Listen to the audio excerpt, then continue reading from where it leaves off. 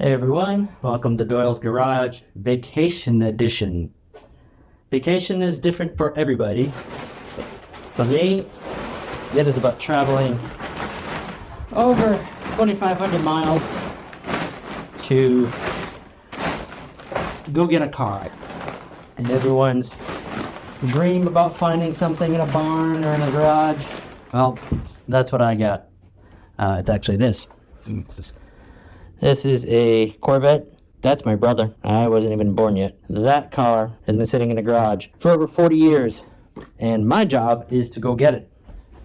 And while I pack the essential items needed, I'm going to a place that has one light bulb in the garage, one outlet, 2-prong, and 4 flat tires. Hasn't moved since God knows why.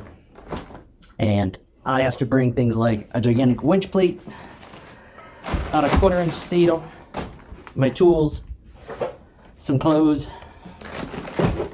and I have 4 days to get back across the United States so I can go to work.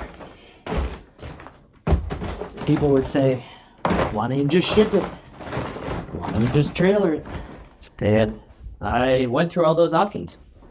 And economically, logistically, this is the easiest. And by far, does it look easy? Hell no. Not at all. Everyone thinks crazy. Everyone thinks it's a complete waste of time. Car won't work. Car doesn't move. Car doesn't do this, etc., etc. But it's a family car, and it needs to be sold so people can pay for their health care. It's a situation that lots of people are in. It's not an unusual situation, and by far means it is not in one of the situations that is the easiest to be in.